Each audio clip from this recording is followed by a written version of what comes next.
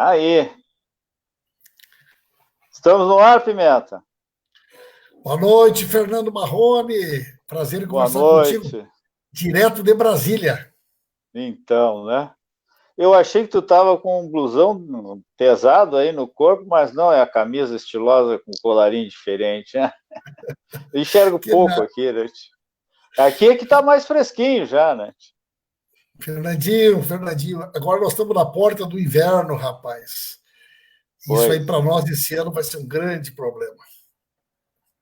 Então, Pimenta, começamos hoje às 9 horas a nossa reunião aqui da executiva do PT no Rio Grande do Sul. Agora à tarde fizemos uma boa reunião também da nossa bancada aqui no Estado, os nossos 8 deputados estaduais vão apresentar as propostas aí para o governo, para enfrentamento da crise. E agora essa nossa live aqui para que a gente possa atualizar os nossos companheiros, né? A dinâmica da conjuntura é muito rápida e está muito acelerado também por essa possibilidade que a gente está tendo de estar conversando, se reunindo, enfim, virtualmente, que acaba encurtando um bocado de tempo, né? Mas, em compensação, os assuntos vão se acumulando, né? Nesse momento de crise que a gente está vivendo, numa verdadeira guerra nesse enfrentamento contra o coronavírus, e pior, né? Vivendo num país em que, né, a principal autoridade do país, em vez de, né, fazer um movimento de unidade, de união, de ouvir a ciência, de ouvir os organismos internacionais, a Organização Mundial de Saúde, né?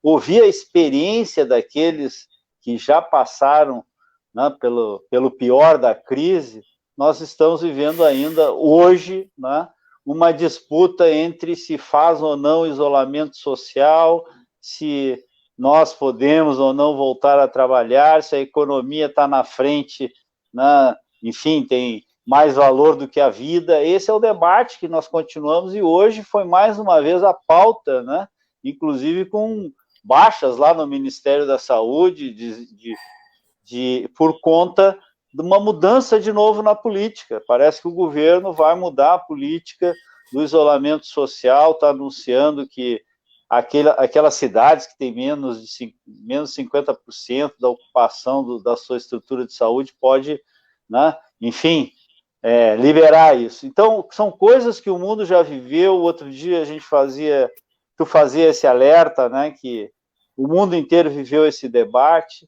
O prefeito de Milão, né, pedindo desculpas e tal pelo erro, mas as almas já não vão ouvir as suas desculpas.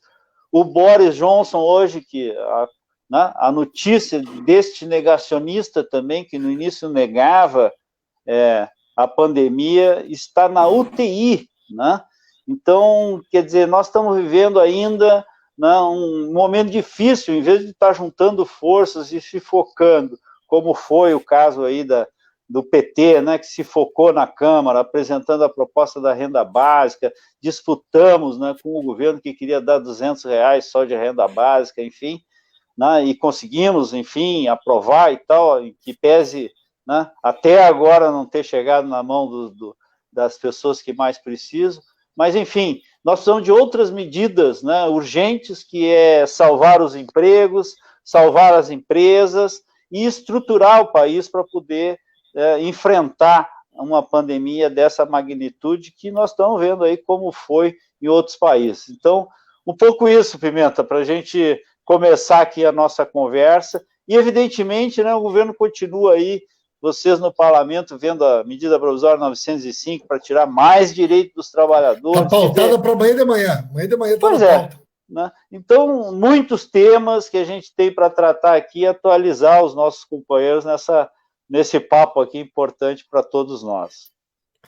Muito bom. Em primeiro lugar, para agradecer, Fernando, o convite, né? Nossa amizade é uma amizade de muitos anos e sempre é legal poder estar aqui contigo, conversando com o pessoal, não só de Pelotas, mas hoje com as redes sociais, quando a gente conversa com o mundo inteiro, né, Fernando? Então, exato, eu estou muito feliz de poder estar aqui conversando contigo. Eu tenho dito para o nosso pessoal, Fernando, que essa doença, ela alterou um pouco a percepção do tempo para as pessoas. Não fazem ainda 100 dias que a doença foi descoberta. O primeiro caso diagnosticado foi 31 de dezembro. Então, nós estamos tratando de uma doença que ninguém sabe ao certo. Existem muitas hipóteses, existem pesquisas. Agora, até onde ela vai? Né? Quer dizer, a humanidade levou 67 dias para ter os primeiros 100 mil casos.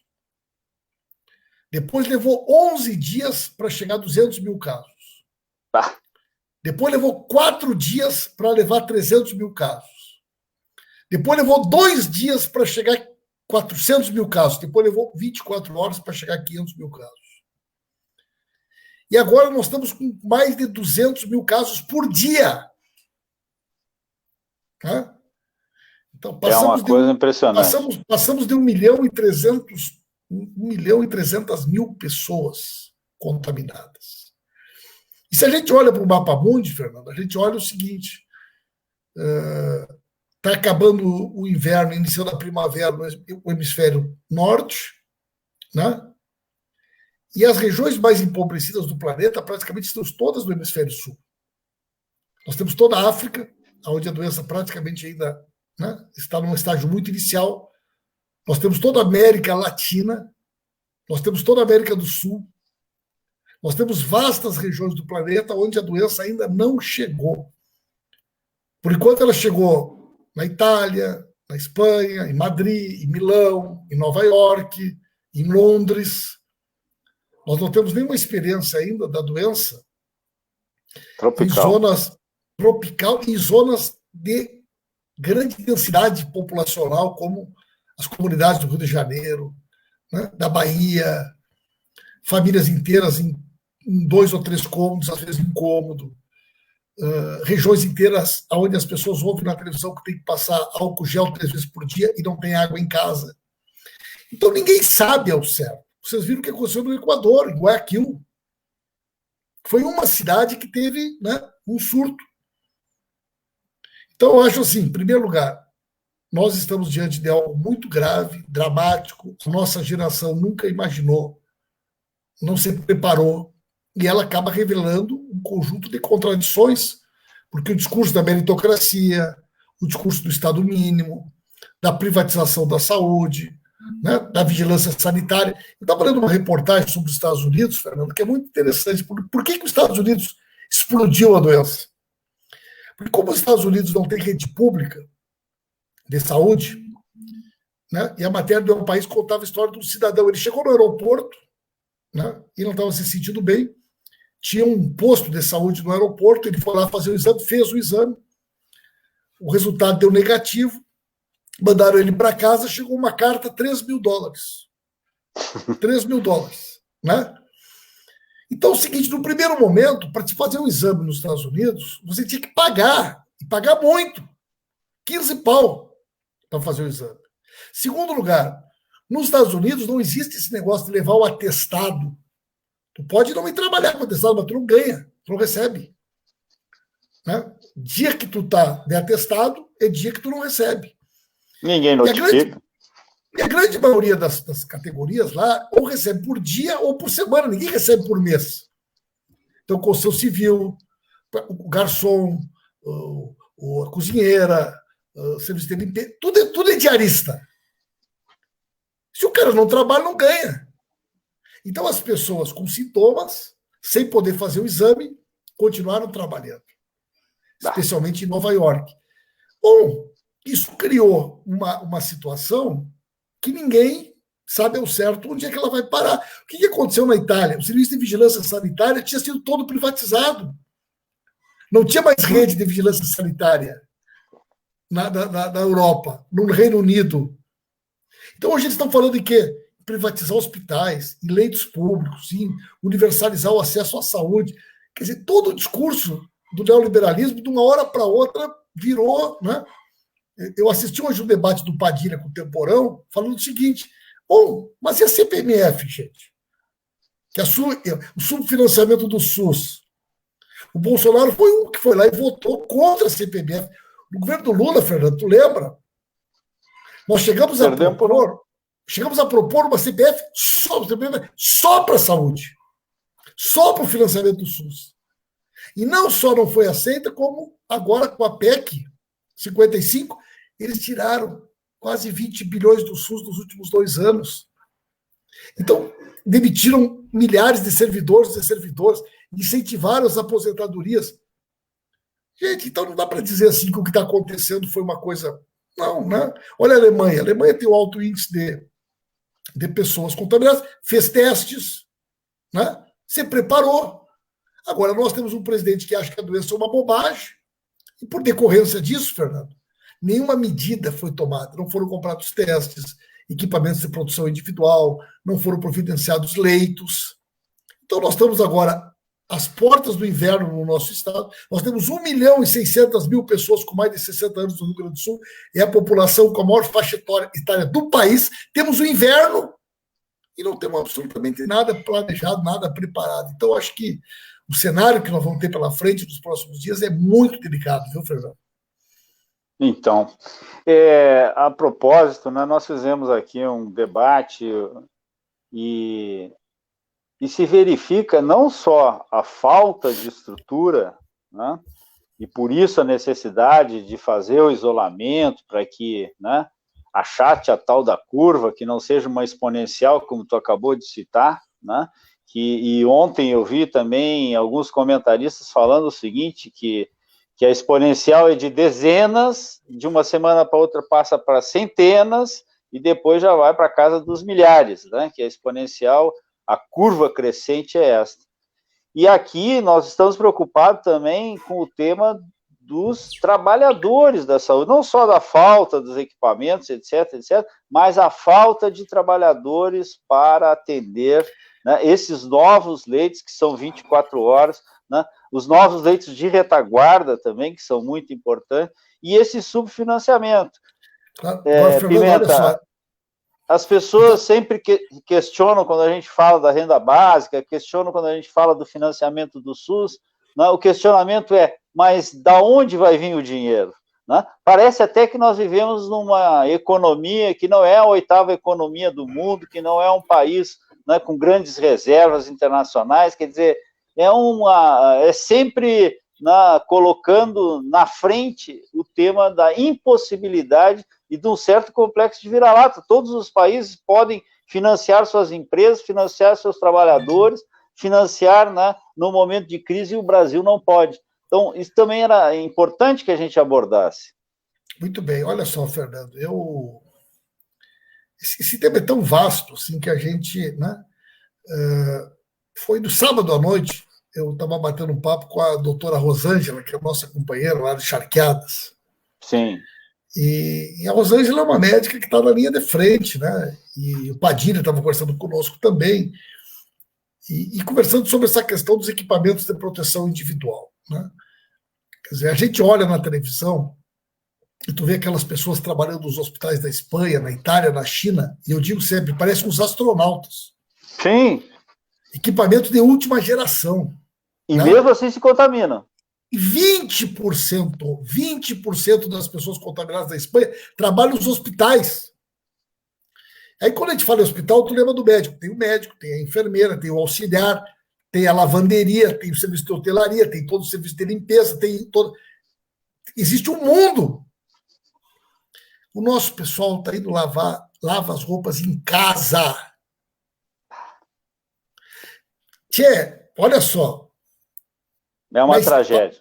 Fernando, na Espanha, na Itália, Nova York, a primeira coisa que os governos fizeram foram alugar hotéis. Os profissionais da saúde não vão mais em casa. Eles saem do hospital e ficam isolados.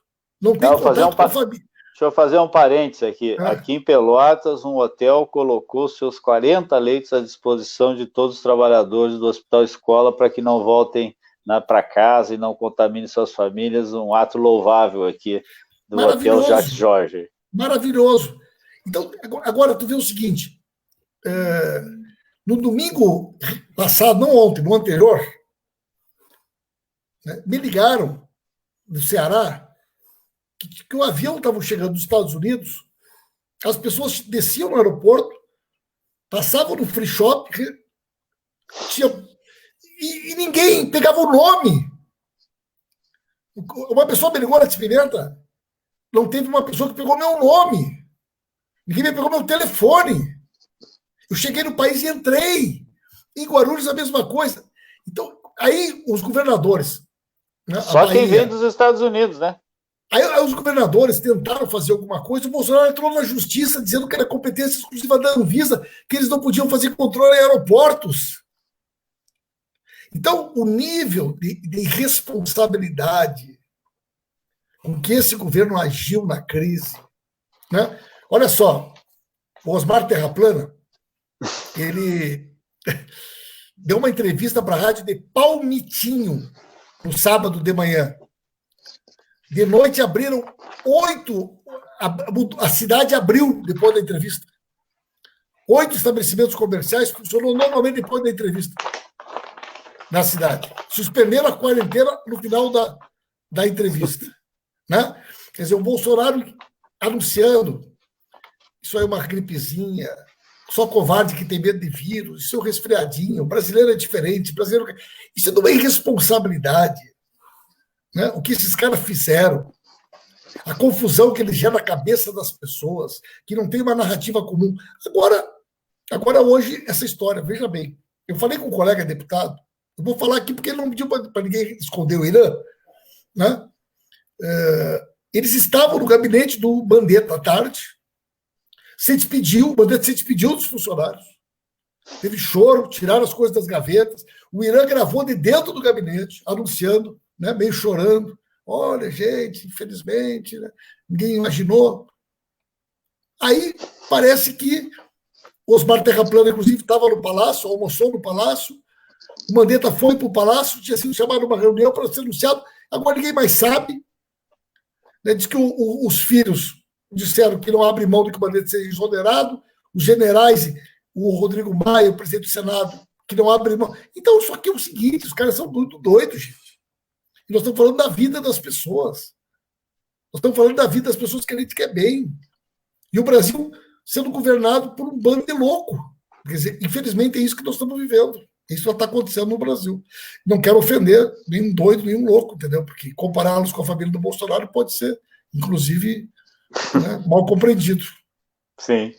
Pimenta, a aprovação da renda básica foi muito importante, né, para suportar aí os trabalhadores informais, enfim, mas os estados vão sofrer uma queda aí de algo em torno de 40% no seu ICMS, na sua arrecadação, e evidentemente que os municípios vão sofrer, né, em igual monta ou pior ainda, né, porque são mais dependentes ainda dos repasses da União e dos repasses do Estado. Então, eu vou atender no ar aqui, ó. Vou atender no ar. Nosso amigo Stucker. Stucker, tu viu que está tudo confirmado? Topou? Eu já pedi para fazer a proposta do cara de novo. Eu te mando, e a pessoa responsável pela agenda dele já entrou em contato comigo, já está na agenda dele. Eu falei com o Padilha também. Então tá tudo certo. Diz que eu mando um abraço aí. Eu tô no ar aqui, ó. Eu tô no ar, ao vivo, com o Fernando Marrone. O pessoal tá ouvindo tu falar aqui agora, ó. Stucker, dá uma palavra aqui. Oi, Stucker. Boa noite, ouvintes aí. Tudo bom, Fernando? Tudo jóia? Como é que vai, Stuquinha? Tudo bem? Acabamos de fechar uma live com o presidente amanhã. Pimenta vai entrevistar o presidente. Eu acho que a gente está no momento certo, uma oportunidade para estar falando um pouquinho da situação política que o Brasil está vivendo. E espero contar com a audiência de todos vocês aí. E, mais uma vez, Pimenta, obrigado pela iniciativa. Tamo junto, viu? Stucker, eu já te mando o card aí, viu? Ô, Stucker, vamos fazer uma live contigo outro dia para te contar da ida do Oscar, do encontro com o Papa. Hein? Vamos, com o maior prazer. Vou convidar o Marrone para participar também. Então tá bom, combinado. Um abraço aí, Stuquinha. Me liga aqui quando terminar. Ok. Um abraço para o presidente. Fechamos aqui, ó. Estamos anunciando em primeira mão aqui, 18 horas da manhã, na minha página do Facebook, Luiz Inácio Lula da Silva e o governador Wellington. Uma live exclusiva. Vocês são todos nossos convidados Vai estar na minha página do YouTube, amanhã, canal da Resistência, amanhã, 18 horas, Fernandinho. Tem que participar também, hein? Alegria, alegria, vamos sim. Pimenta, como é que nós vamos resolver a questão dos estados? Como é que vai ser o plano Mansueto? O que nós precisamos de fato? O plano Mansueto está na pauta de amanhã. Vamos lá. Primeiro, a questão da renda básica. Vamos falar um pouquinho sobre isso. No Rio Grande do Sul, nós temos 986 mil famílias que estão no Cadastro Único do SUS, do CAD Único, certo? 986 mil. São 2,5 milhões de pessoas. E também foram incluídas uma série de outras categorias, como motoristas de aplicativo, taxistas, caminhoneiros, certo? O governo anunciou que a partir de amanhã o portal vai estar no ar com os aplicativos. Aquelas pessoas que não estão no CAD Único, elas podem requerer o benefício. Benefício de R$600, né? Podendo chegar a R$1.200, se for mulher chefe de família ou se tiver 2 adultos na casa, né? Que estejam dentro dos critérios. Isso vai atender, Marrone, em torno de 25% da população brasileira, certo? Já tem dinheiro, já está tudo ok. Segunda medida urgente, garantir que o governo federal possa assegurar a folha de pagamento das micro, pequenas e médias empresas, certo? Nós temos um contingente muito grande de pessoas que trabalham com carteira assinada em estabelecimentos que não estão funcionando, ou estão funcionando de maneira muito reduzida. Então, amanhã, Marrone, a gente vai se debruçar muito nessa questão, né? Alguém poderia dizer, como eu disse, mas tem dinheiro para isso? Nós estamos falando de 20% do que eles deram para os bancos. Nós estamos falando de 20% do que eles já liberaram para os bancos. E nos bancos é na hora, né? Para pagar 218 bilhões para os bancos, nós estamos falando de 43 bi para segurar a folha de pagamento das micro, pequenas e médias empresas durante 90 dias, certo? Então, assim, do ponto de vista do cidadão, da cidadã, nós temos essas duas medidas, mas estamos construindo outras medidas, né? Por exemplo, todo o setor da cultura, né? Pessoal que trabalha em bar, restaurante, garçom, cozinheira, segurança, limpeza, músicos, né? Bom, essas pessoas, a regra geral é não ter nenhum tipo de formalização. O cara trabalha e ganha no dia, no final da noite, né?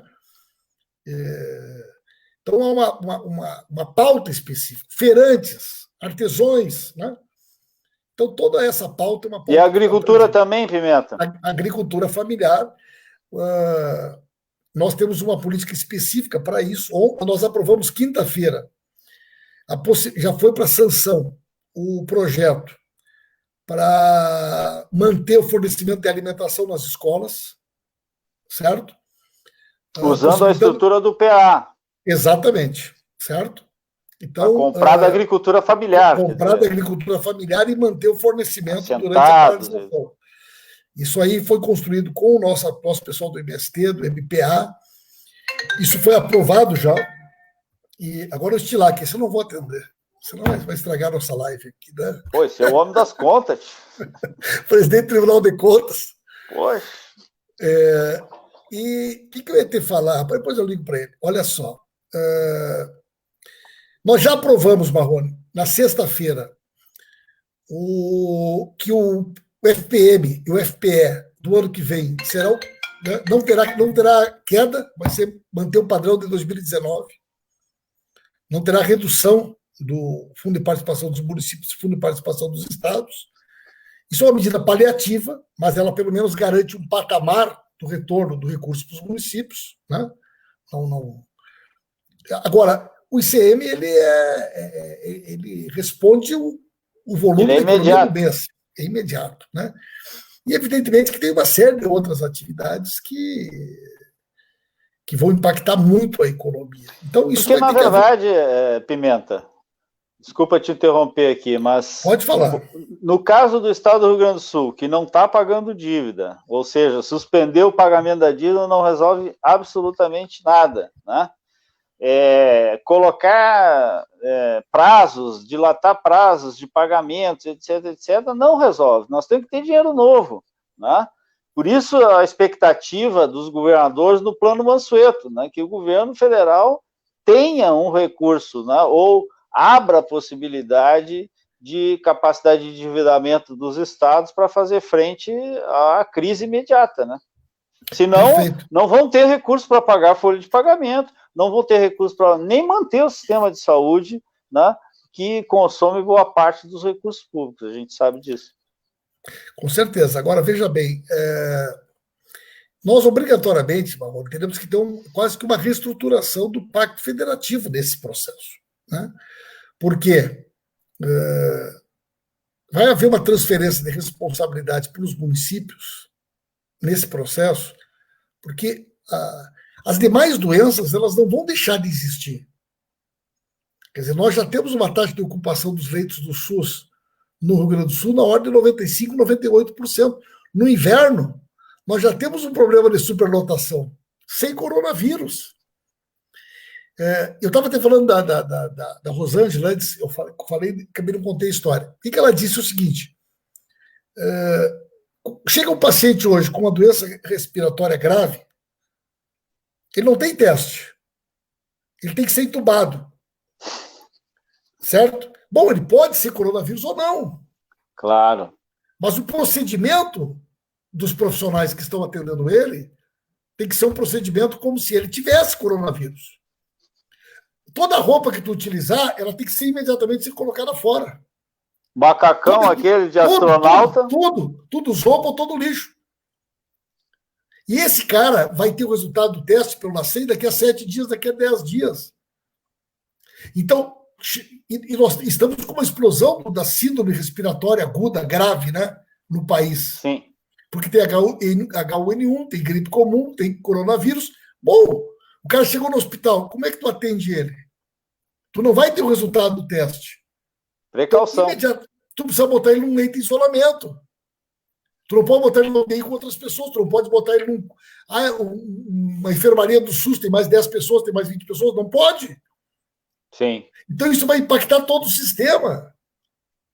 Isso vai ter uma ampliação do custo, do custeio altíssima. Quem é que vai arcar com isso? Né? E há um represamento também, né, Pimenta? Hoje as cirurgias eletivas, exames... Parou tudo, parou tudo. Consultas de alta complexidade, né, de especialidades, estão tudo suspensos. Quer dizer, até pessoas correndo risco, deveriam se operar. Eu estava vendo que aquele hospital de campanha que o Dória montou no Pacaembu ia ser para atender outras coisas. Eles já mudaram de posição hoje. Eles vão ter que usar aquele hospital de campanha também para coronavírus. Então, isso vai criando um gargalo no sistema que impacta todo o sistema. Né? Agora, o que é inacreditável é as pessoas continuarem insistindo de que se trata de uma gripezinha, do resfriadinho, que tudo isso é uma histeria criada pela mídia, que essas medidas todas são desnecessárias, que as pessoas que morreram lá na Itália, que morreram porque iam morrer igual, se não fosse a doença também. Um negócio completamente inacreditável. Marrone, o cemitério está lotado. Ou pior, né? Ou pior, dizendo que os governadores estão amotinados para derrubar o presidente.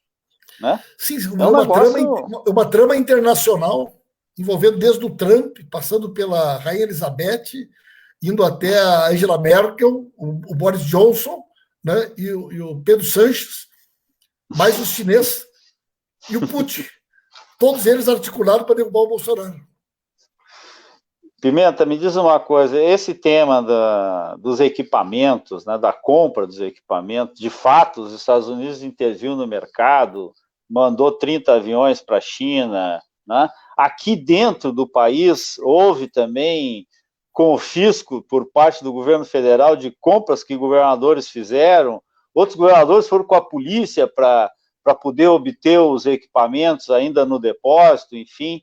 Ou seja, qual é mesmo a real expectativa que a gente possa ter, né, de poder comprar equipamentos de proteção, equipamentos, né, os tais respiradores para fazer os leitos de UTI, e também a questão do pessoal, né, dessa contratação de pessoal que vai exigir cada vez mais gente para tratar, né, desses leitos 24 horas por dia.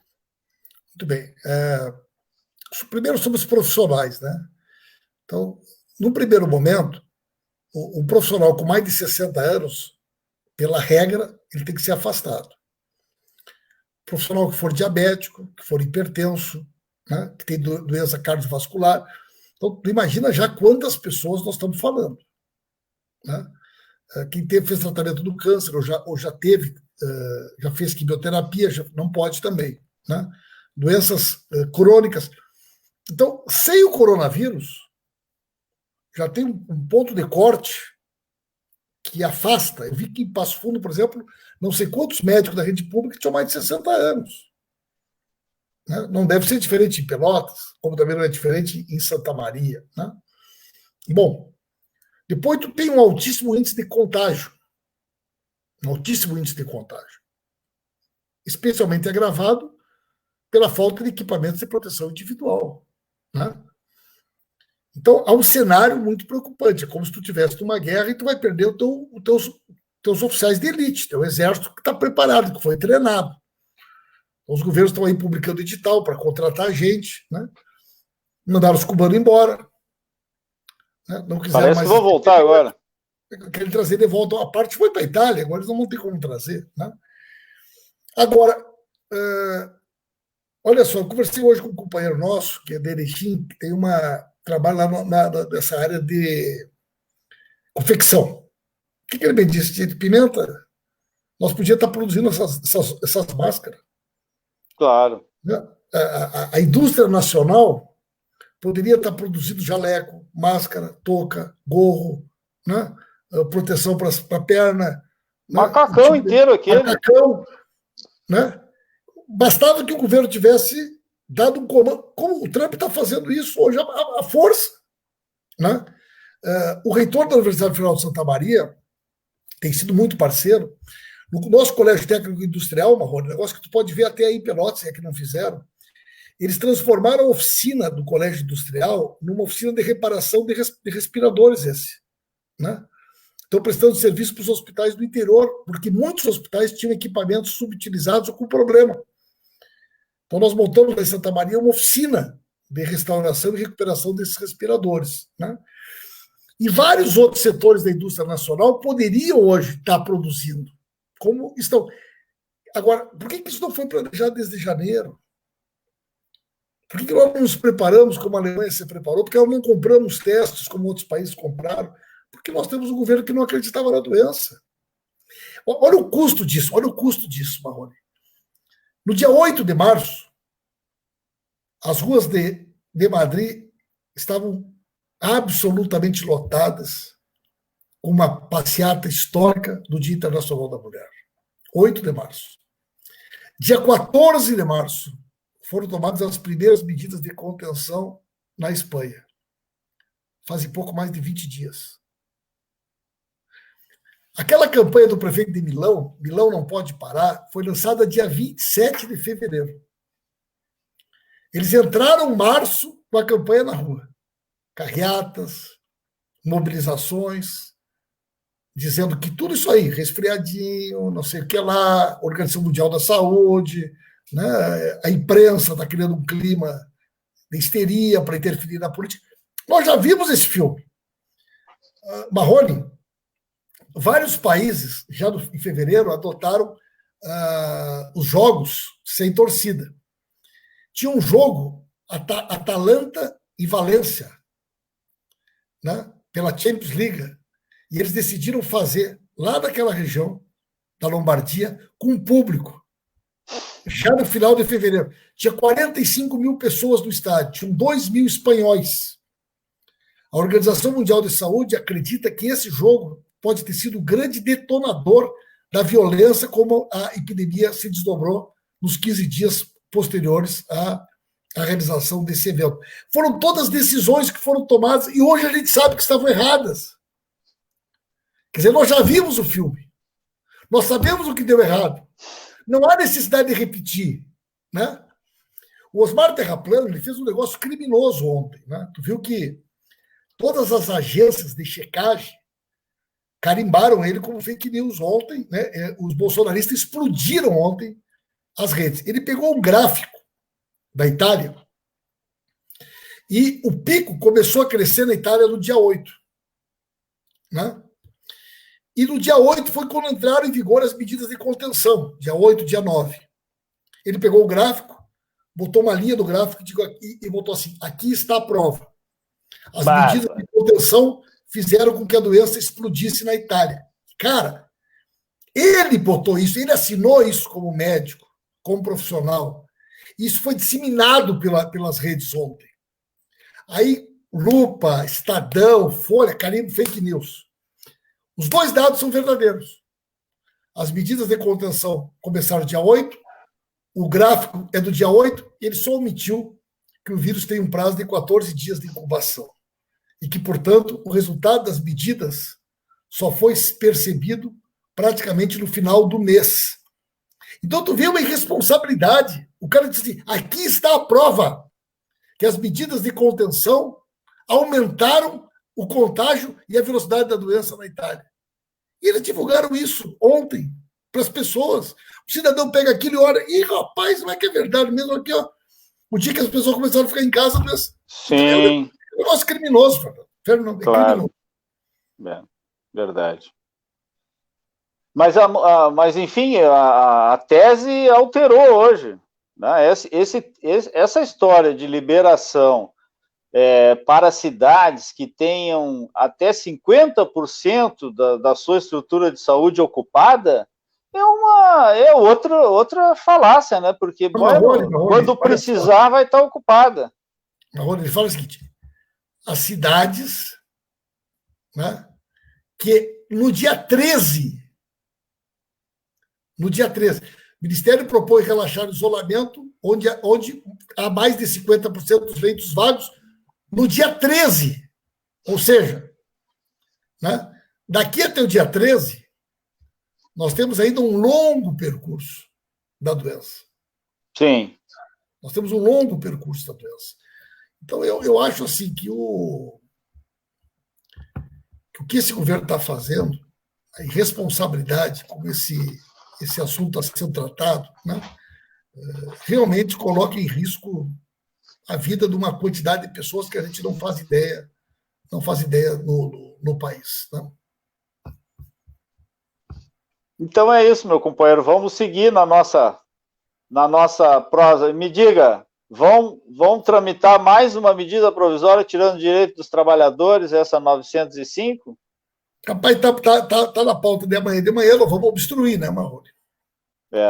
Vamos obstruir. Conseguimos impedir de sexta-feira a votação do destaque do Novo, né? E com o apoio dos servidores. Que era cortar o salário dos servidores. A partir de quem é 6 mil. Né? O cara foi para a tribuna. O filho do Bolsonaro foi para a tribuna. Está gravado, certo? Meu embate com ele. Enquanto vocês vêm aqui propor taxação das grandes fortunas, nós vamos aqui propor cortar o salário dos servidores. Eles defendem. E aí é o seguinte, quando a gente fala, gente, fortuna, tem gente que está nos ouvindo que acha que vai ser atingido. Quando a gente fala que os ricos têm que pagar a conta, tem gente, nós temos no Brasil 131 pessoas que têm um acúmulo de patrimônio superior a 1 bilhão. Estou falando de 1 bilhão. A grande maioria dessas pessoas não mora no Brasil. Eu acho que dificilmente eles estejam assistindo. Então, dificilmente, né? Nós estamos falando da Ambev, nós estamos falando do Itaú, nós estamos falando do Bradesco, nós estamos falando da Globo, nós estamos falando do JBS, nós estamos falando do Votorantim. Então, de Macedo. Então, as pessoas acham que quando a gente fala assim, os ricos têm que pagar a conta, nós estamos falando delas. Estamos falando do servidor. Então, eles aproveitam esse momento para transitar propostas que consigam fazer maldades que, numa situação de normalidade, eles não conseguem. Então, eles ainda tentam, na crise de contrabando, piorar ainda mais a situação das pessoas mais pobres, mais humildes, dos setores, né, públicos que recebem os menores salários e assim por diante. Tu acha que não tem nenhuma possibilidade dessa taxação, ainda que momentânea, dessas grandes fortunas, porque seria um recurso expressivo, uma CPMF para eles, né? Não tem nenhuma possibilidade. Eu acho que tem, Fernando, eu acho que tem, eu acho que nós temos que construir esse discurso. Quero convidar vocês amanhã para as 18 horas, a nossa live com o presidente Lula, a gente vai falar sobre isso, né? Tudo bem. Presidente Lula, com o governador Wellington. Eu agradeço muito o teu convite, Fernandinho. Eu que agradeço aqui a presença ilustre. Precisar de mim, eu estou à disposição.